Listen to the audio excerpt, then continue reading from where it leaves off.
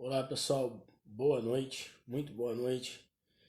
Sejam bem-vindos, né? Mais uma aula para o preparatório Paulo Freire. Lembrando que esse conteúdo é conteúdo tanto para o pré-militar como também para o pré-vestibular, ok? Bom, na nossa live de hoje, né, nós vamos falar sobre alguns aspectos da República Velha. E vamos trabalhar principalmente o governo do Epitácio Pessoa, tá?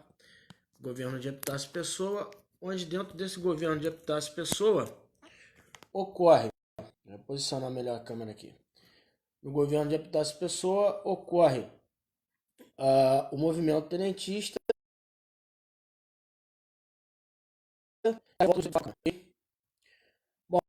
Bom, se o governo de Epitácio Pessoa, ele é um governo que vai suceder ao governo de Delfim Moreira. Boa noite, Tiffany. Galera, eu esqueci de falar para vocês.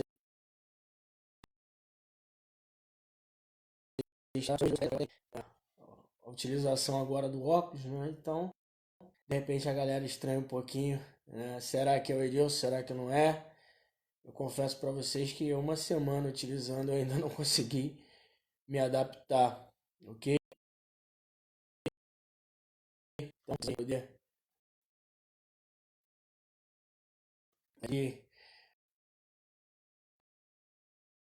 devido aqui da habilitação. Então, a partir de agora tá aí.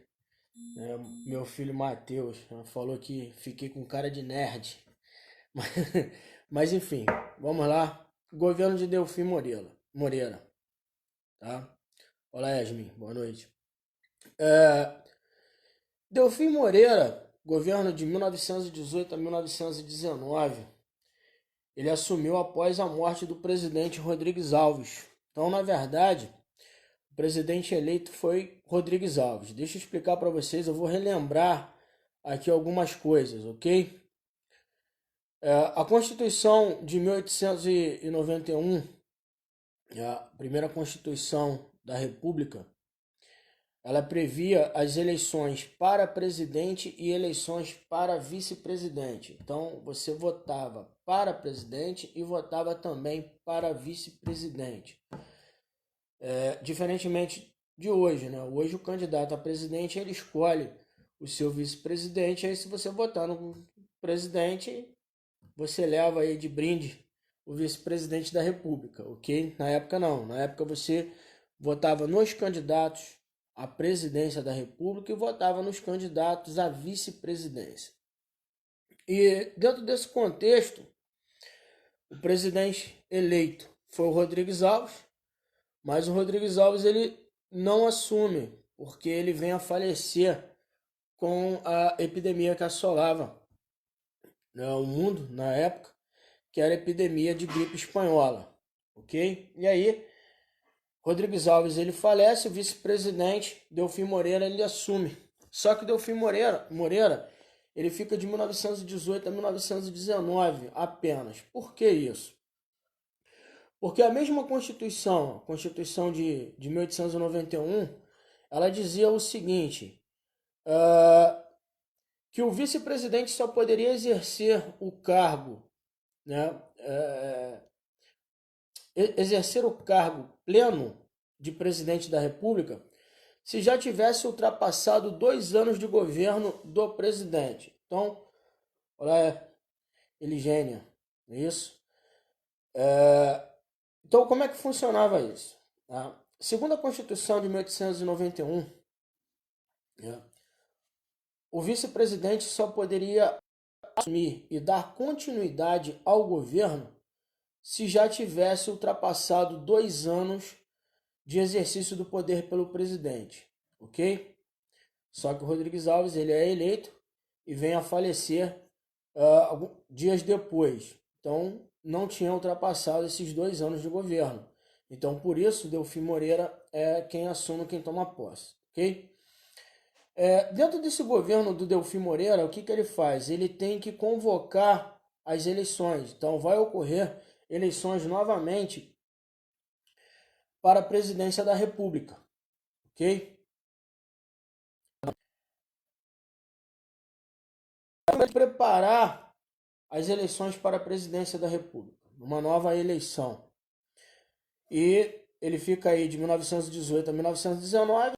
Dentro desse período, foi até apelidado na época de regência republicana, ok? Porque regência republicana, né? Lembra do período regencial, os regentes? Os regentes, ele deu continuidade ao Império Brasileiro até o golpe da maioridade. Então a regência ela foi de 1831 a 1840, porque Dom Pedro II era menor de idade, não tinha condições de assumir, por isso ele fica, o governo ele é exercido pelos regentes. Então, esse governo de Delfim Moreira, ele passa a ser denominado, passa a ser apelidado, melhor, regência republicana, devido a esse fator, que ele está preparando aí a eleição para presidente. E aí é eleito, então, o Epitácio Pessoa. Só que é o seguinte, durante o governo de Delfim Moreira, ele teve que combater a questão da... O Brasil ele participou de uma conferência de paz devido ao final da Primeira Guerra Mundial, 1914 a 1918, que eu expliquei isso para vocês na aula anterior. Então, o Brasil, ele como participa da Primeira Guerra Mundial, o Brasil ele também vai participar da Conferência de Paz, né, realizada em Paris, ok? Então, o Brasil envia um representante para essa Conferência de Paz em 1918. Epitácio Pessoa, então, é eleito. E aí o governo de Epitácio Pessoa, ele tem dois grandes acontecimentos, né? Que foi a Semana da Arte Moderna, em 1922, e a Revolta dos 18 do Forte de Copacabana também, em 1922. Bom, a década de 20, ela é uma década de grandes contestações, ok? Por que essas grandes contestações? Então vamos lá. O que se contestava naquele momento nos anos 20? Se contestava a ordem política vigente. E qual era a ordem política? A política do café com leite. As eleições completamente fraudulentas, ok? O voto do cabresto, o voto do bico de pena, a questão do coronelismo, né? Então tudo isso ele era criticado pela sociedade brasileira, né? E passa a ser criticado também por intelectuais, por artistas plásticos, por poetas. E aí começa a ocorrer algumas contestações também dentro das Forças Armadas. Os jovens oficiais do Exército, denominados de tenentes, ok? Com a patente de tenente.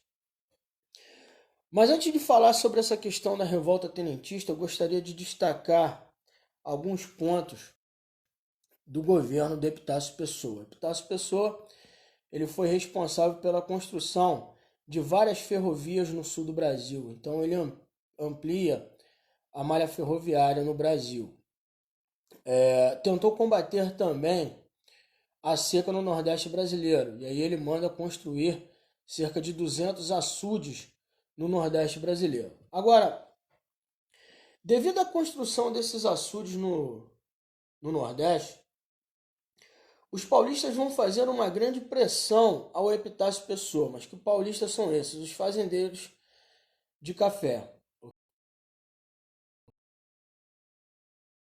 Que de valorização do café. Então, os paulistas eles pressionaram o Epitácio Pessoa para que ele gastasse uma verba equivalente à verba que ele gastou na construção de açudes no Nordeste brasileiro. Então, o que ele gastou para construir 200 açudes,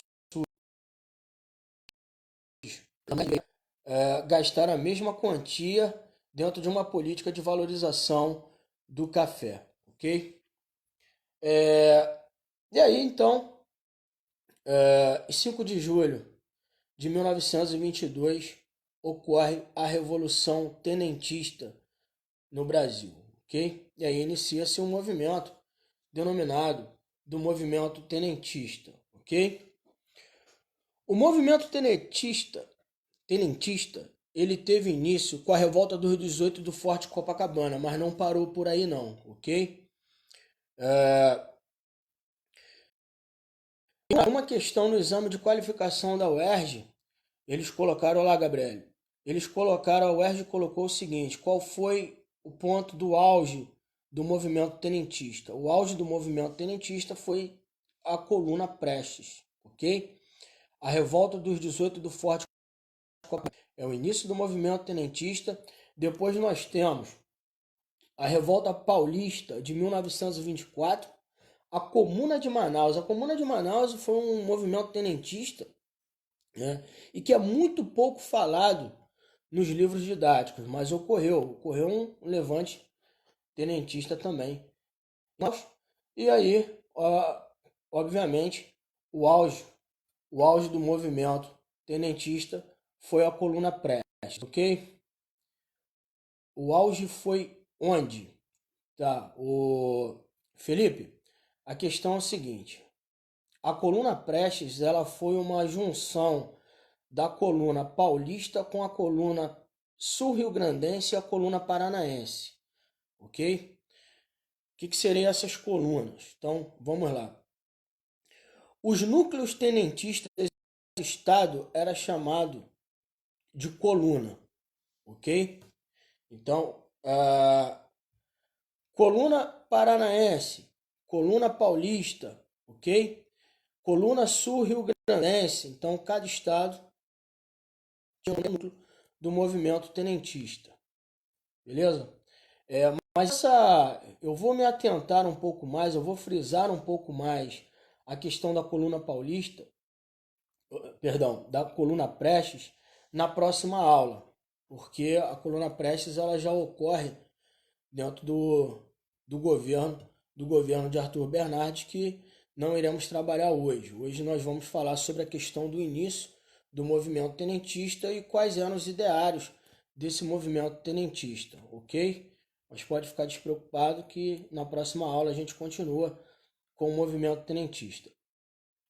Bom, então o que que esses jovens oficiais eles estão contestando? Eles estão contestando a imoralidade da República Brasileira. O que, na verdade, eles estão contestando é a questão da política do café com leite. O que aconteceu? Vamos fazer uma análise aqui, né, retornar um pouco, voltar lá na questão do governo de Campos Salles. Foi no governo de Campos Salles que foi criada a política do café com leite. E aí nós temos a política dos governadores.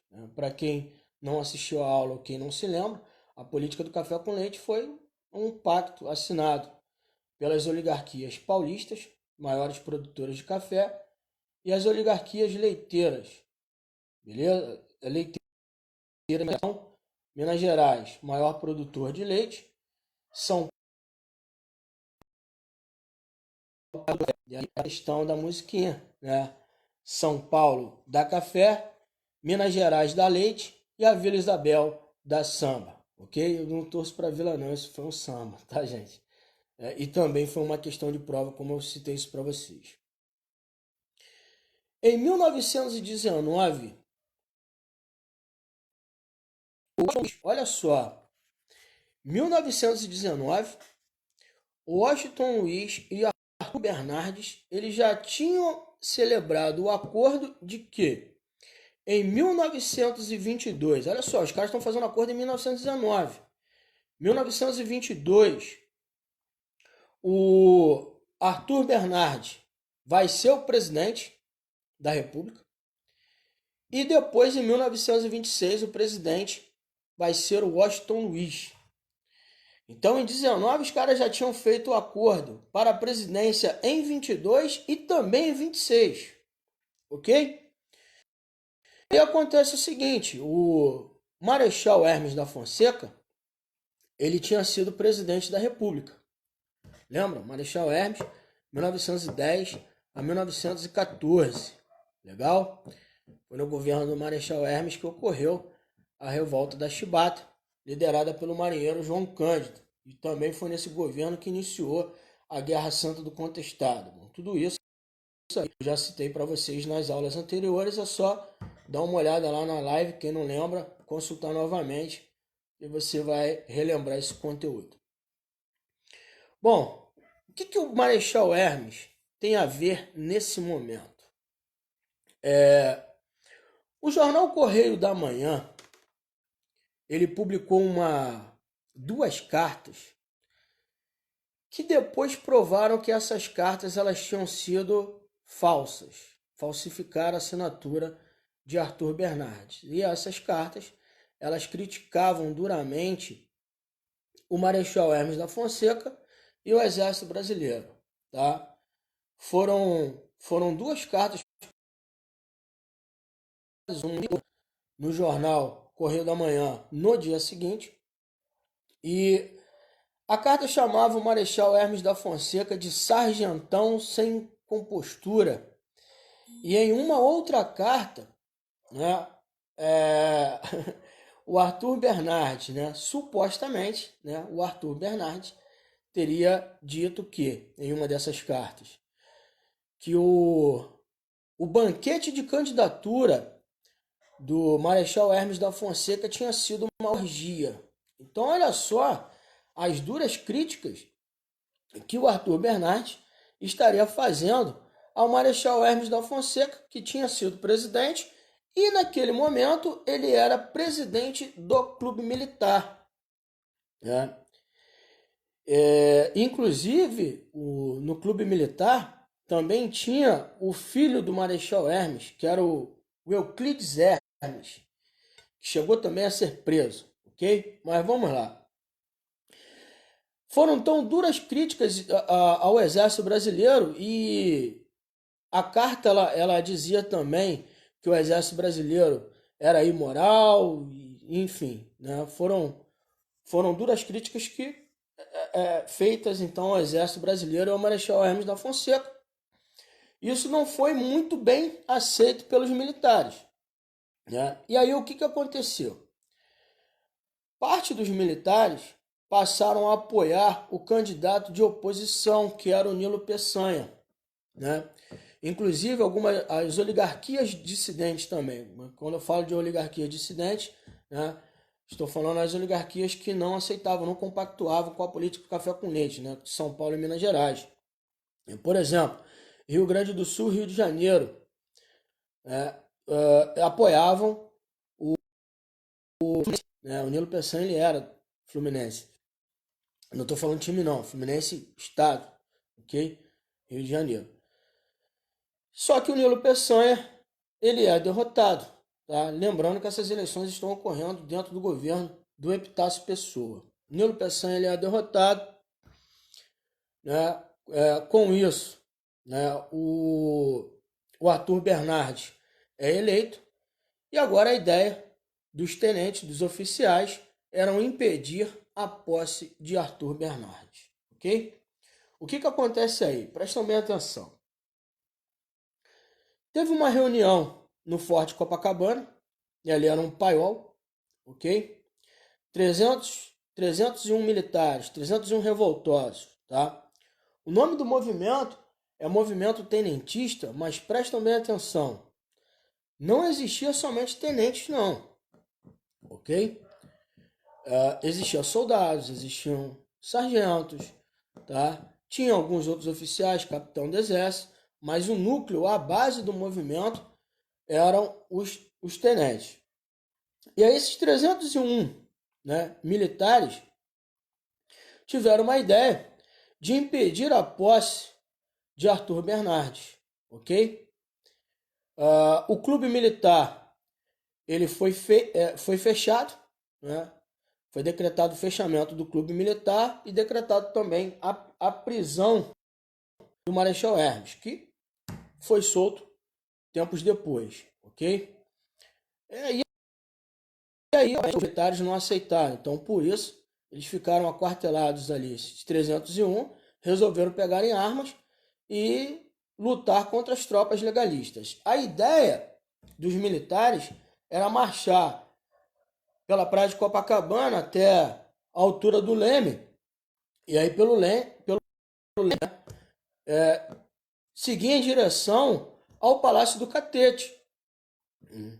Só que as tropas legalistas começaram a combater, combater os tenentes, combater o movimento tenentista ainda dentro do Forte Copacabana. E aí o que acontece? O Siqueira Campos, o oficial Siqueira Campos, ele teve uma ideia de explodir o paiol dentro do Forte Copacabana. E aí o Eduardo Gomes, né, outro oficial, ele falou, não, olha só, nós não vamos explodir nada, vamos fazer o seguinte, vamos pegar em armas e vamos combater as tropas legalistas. Muitos não aceitaram. E aí a ideia do Eduardo Gomes, então a revolta ela vai acontecer, nós vamos para frente do Forte Copacabana, nós vamos começar a combater em direção ao Palácio do Catete. Não se lembra, não se recorda em termos de estudo, né? Mas o Palácio do Catete era a sede do governo, ok? E aí o que ele diz é o seguinte, ó, quem quiser continua. E aí 29 resolveram continuar. O interessante é que esses 29 que decidiram continuar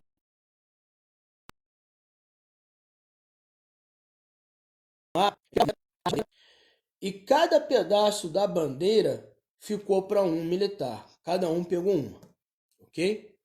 E aí eles foram marchando então pela praia de Copacabana. Só que, devido aos combates, alguns se feriram, outros fugiram. Né?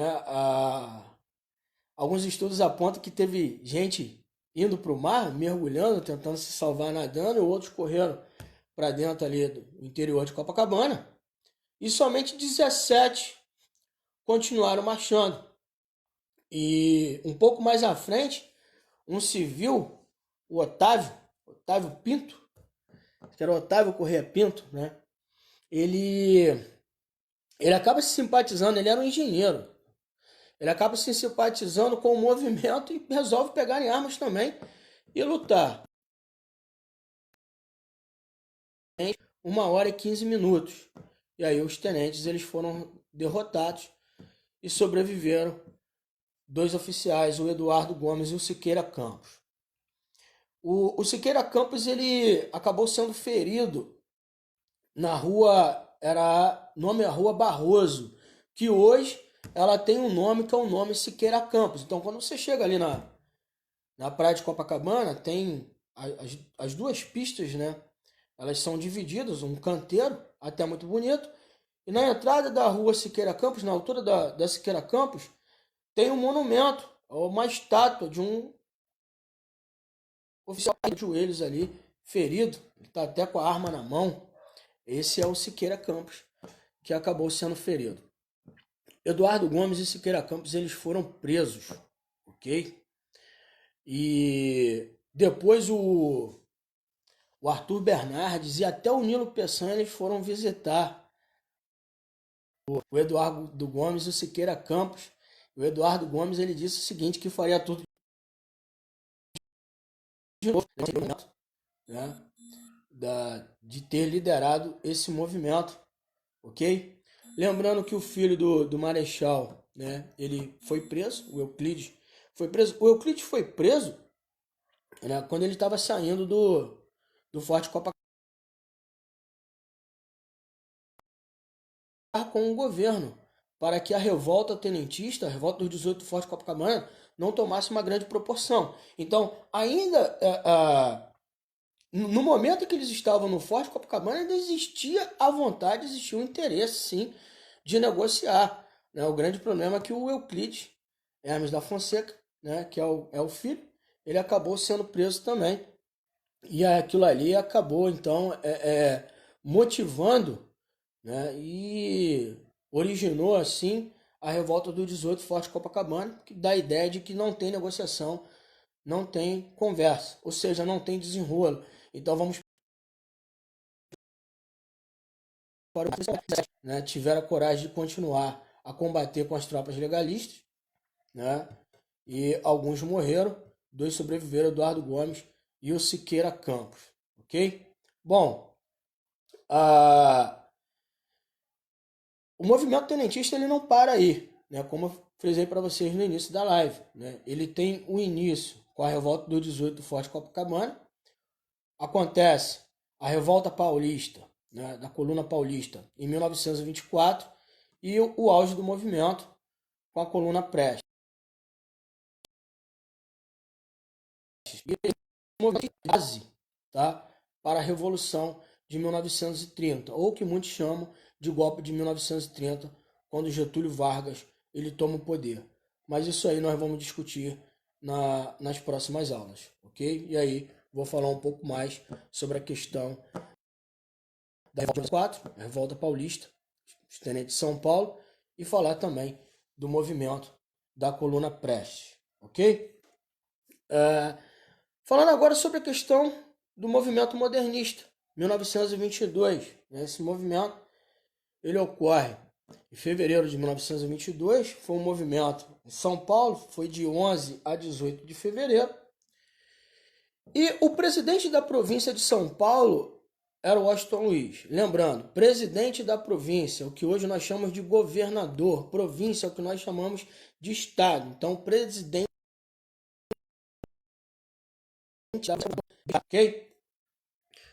O Washington Luiz, que era o presidente da província, ele acabou apoiando esse movimento modernista, né? E aí nós temos grandes nomes como Plínio Salgado, de Cavalcante, Mário de Andrade e Oswaldo de Andrade, o grande músico Villa-Lobos, Heitor Villa-Lobos, né?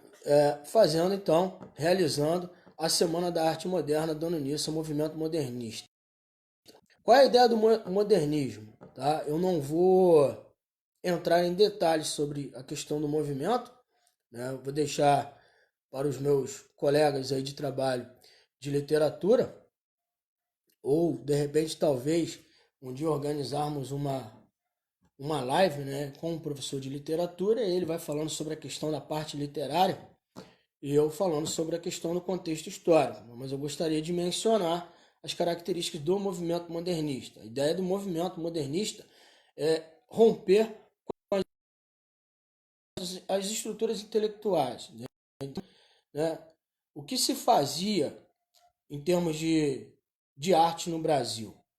Na verdade, era uma cópia do modelo europeu. Então, a literatura brasileira naquele momento, a literatura europeia, né, a questão das pinturas, seja as artes plásticas, a questão da música, né, tudo isso era uma grande influência europeia. Então, qual é a ideia? A ideia é valorizar a riqueza nacional, valorizar a cultura nacional. Modernista é romper com essas tradições, né? Com essas tradições que era uma cópia europeia do século XIX. Então, por isso, falando sobre uma questão de modernidade, falando sobre o modernismo. E aí, nós temos, por exemplo, vários quadros a respeito do modernismo, que é uma fábrica, e aí você vê vários rostos ali, né? E, obviamente, você vê, né, o branco, o negro, o mulato, né, como operários na frente da fábrica. E o que traz essa temática? Falando sobre a questão do desenvolvimento industrial no Brasil naquele momento, né, na década de 20. Né? Vários quadros mostrando também a questão do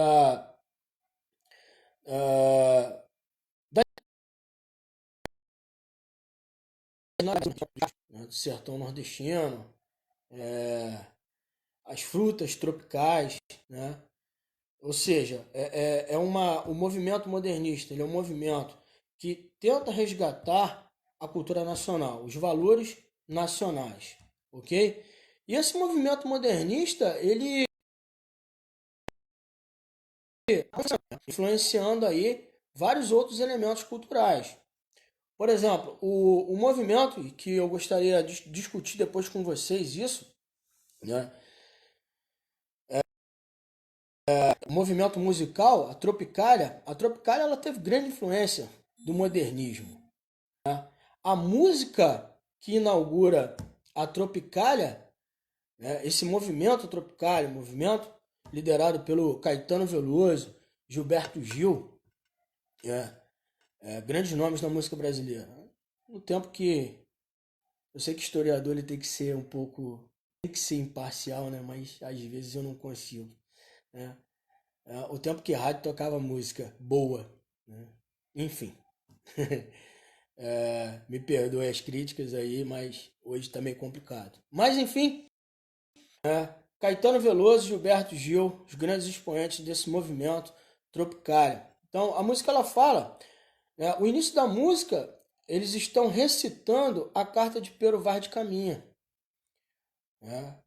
Quem não se lembra, Pero Vaz de Caminha, o escrivão-mor, né, de Pedro Álvares Cabral, que manda a carta para Portugal falando sobre a questão do descobrimento no Brasil. E ele recita essa carta e fala que as terras eram férteis e que tudo que se plantava nela dá.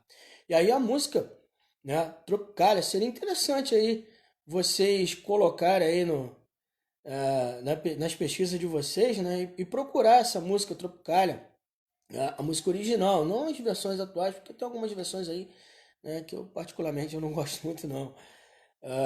Mas enfim, você vai ver que ele cita os elementos, ele fala sobre a mulata, viva a palhoça, viva a cachaça, ou seja, que são elementos sempre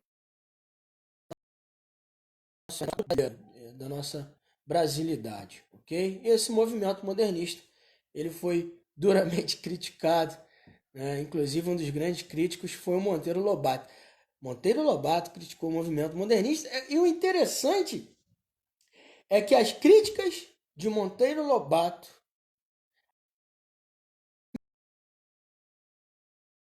mesmo fosse mais difundido e mais, né? Aqueles me lembram muito a questão dos boatos, né? Que acabam se espalhando e aí você, né, quer se inteirar um pouco mais dos boatos e aí hoje, por exemplo, através de WhatsApp, né, as redes sociais, você acaba divulgando isso e aí acaba se propagando, ok? Então, o modernista ocorre também no governo do Epitácio Pessoa, em 1922. No mesmo ano de 1922, já vou deixar para vocês, foi fundado o Partido Comunista Brasileiro, em Niterói, no Rio de Janeiro. Mas isso é para uma próxima aula, uma próxima live. Isso é uma outra história. Beleza? Bom, galera, muito obrigado pela presença de vocês. Espero que tenham gostado. Espero que tenham curtido. Assistem aí as nossas lives toda segunda-feira a partir das 19 horas, ok? Fiquem com Deus. Uma ótima semana para vocês. Espero que tenham gostado. Beleza? Valeu, um abraço.